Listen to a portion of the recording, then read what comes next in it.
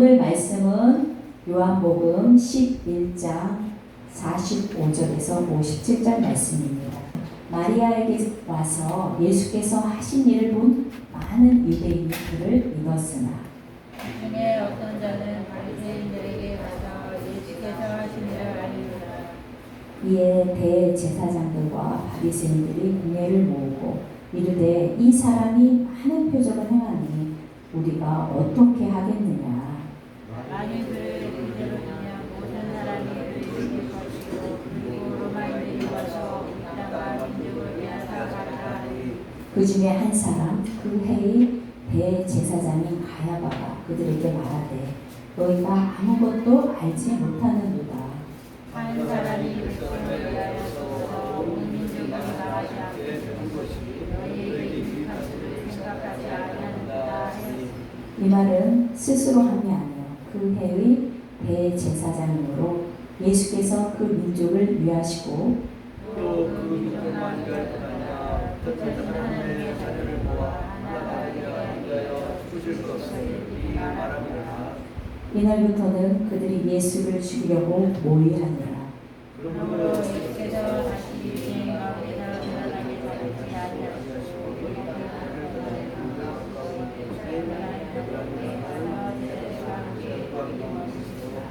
유대인의 유월절이 가까움에 많은 사람이 자기를 성결하게 하기 위하여 유월절 전에 시골에서 예루살렘으로 올라갔더니 그들이 예수를 찾으며 성전에 서서 서로 말하되 너희 생각에는 어떠하나 그와 명절을 보지 아니하겠느냐.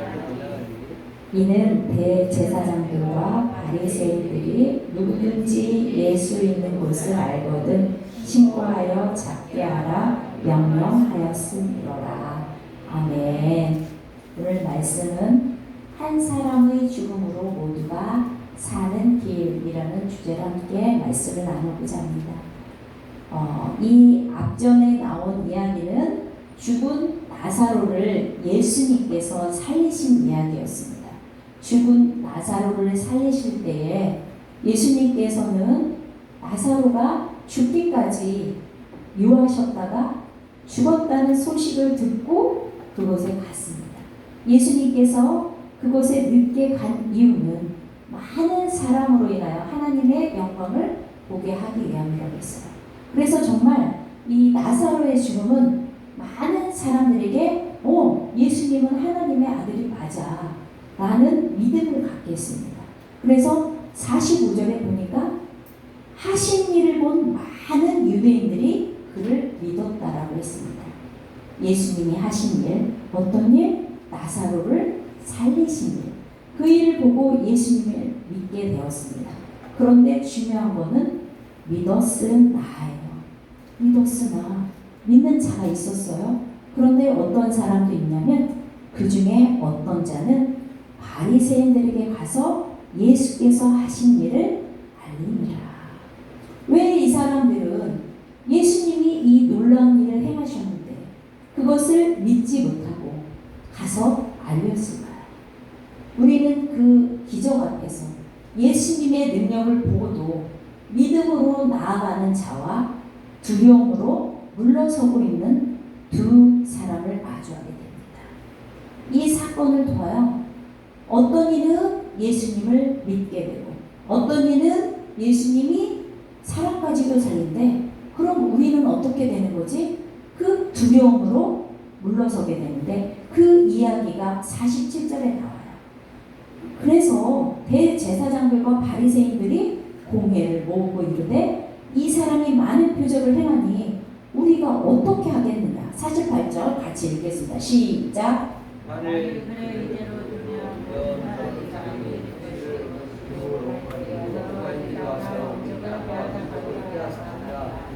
아멘. 자, 이 사람들은 그대로 두면 모든 사람이 그를 믿을 것이요. 그리고 로마인들이 와서 우리 땅과 민족을 빼앗아 가리니. 지금 두 가지 반응이 나왔습니다. 하나님의 역사를 믿는 사람들, 또한 믿지 못하고 두려움 때문에 떠오는 사람들은 두려움은 어떤 입장일까요? 두려움 편에 선 사람들은 자기 입장이에요. 자기 중심적. 지금 무엇 때문에 두려워하고 있어요? 그대로 두면 다른 사람들이 다 예수를 믿게 될 텐데, 그러면 로마인들이 와서 우리 땅하고 우리 민족을 빼앗아 갈 거야. 지금 이런 일이 일어나지도 않았는데 이들은 두려움에 휩싸인 거죠. 왜? 지금까지의 자기의 권위, 자기의 어떤 이익을 위해서 내 것을 놓치고 싶지 않은 그런 마음 때문에 진리를 따르지 못하고 진리를 거부하게 되는 그런 일이 일어납니다. 그런데 우리의 모습도 마찬가지입니다. 우리가 예수님이 행하신 많은 기사와 표적들을, 또한 예수님께서 우리에게 약속하신 많은 일들을 성경을 통해서 믿어요. 분명히 믿어요. 믿기 때문에 주님 앞에 나와요. 그런데 결정적으로 내 이익이 이것을 택하느냐 이쪽을 택하느냐에 따라서 갈라질 때에 정말 우리는 내 모든 것을 내려놓고, 주님, 저는 주님 한 분만으로 만족합니다. 주님, 저는 예수의 진리를 따르겠습니다. 그 진리 편에 서는지, 아니면 주님, 저는 아직도 제 것이 중요합니다. 저는 제 것을 놓을 수 없습니다. 우리는 이런 갈등 속에 늘 살아가요. 가만히 생각해 보면 우리의 삶은 평생 동안 어떤 것을 선택하느냐 늘 갈등 가운데 헤매이며 평생을 살아가게 됩니다. 그런 가운데서 때로는 진리를 따를 때가 있고, 때로는 아니야, 지혜롭게 해야지, 지혜로워야 돼, 한 발 뒤로 물러서서 지혜롭게, 굳이 드러나게 내가 이렇게 할 필요가 뭐가 있겠나, 우리 스스로 나 스스로에게 그렇게 이야기합니다. 그러면서 내가 진리를 믿지 않는 건 아니지만 드러내놓고 나를 드러냈을 때 사람들의 비방을 받을 필요가 있나? 사람들에게 욕을 먹을 필요가 있나? 그냥 기도만 해, 잠잠해. 우리는 이렇게 스스로를 다독일 때가 많이 있습니다. 특별히 세상 가운데 지금 얼마나 기독교인들이 비난을 받는 세대입니까? 이럴 때 우리가 기독교인으로서 목소리를 낸다는 것은 참으로 용기 있는 행동입니다. 이런 용기 있는 행동들이 지탄을 받을 때 우리가 정말 주님 앞에서 주님의 진리를 따르는 것이 가장 귀한 일이고 가장 용기 있는 행동이라는 것을 알아요. 누구나 다 알지만 이 안다는 것은 그 안다는 것으로 그치는 게 아니라 내 삶을 통하여 그것을 보여줘야 합니다. 그런데 보여주지 못하는 경우가 너무나 많죠. 왜? 나도 똑같이 비난받을까봐, 나도 똑같이 지탄의 대상이 될까봐 우리는 한 발 뒤에 물러서려 하고 하나님의 그 진리 앞에 당당히 서지 못할 때가 너무나 많습니다. 그러나 주님께서는 그런 우리의 모습을 통하여 뭐라고 말씀하실까? 지금도 하나님께서는 우리를 통하여 많은 일들을 행하시기를 원하실 것입니다. 그러나 우리는 그 세상 사람들이 생각하는 진리 앞에 무너질 때가 너무나 많습니다. 우리는 세상 사람들이 표명하는 진리가 아니라 하나님께서 우리에게 약속하신 진리의 약속을 믿고 나아가야 합니다. 그런데 우리는 내 삶, 지금 나의 가족, 나의 교회, 나의 직장, 나의 이웃, 이렇게 모두가 내 것을 따지다 보니까 정말 큰 그림, 하나님의 계획 가운데 하나님이 원하시는 것이 무엇인지를 정확하게 깨닫지 못하고 나아갈 때가 많습니다. 하나님의 계획은 사람의 악한 결정 속에서도 가장 선한 길로 인도하신다는 거예요. 그것이 50절에 나와 있습니다. 50절에 한 사람이 백성을 위하여 죽어서 온 민족이 망하지 않게 되는 것이 너희에게 유익한 줄을 생각하지 아니하는도다 라고 얘기했어요.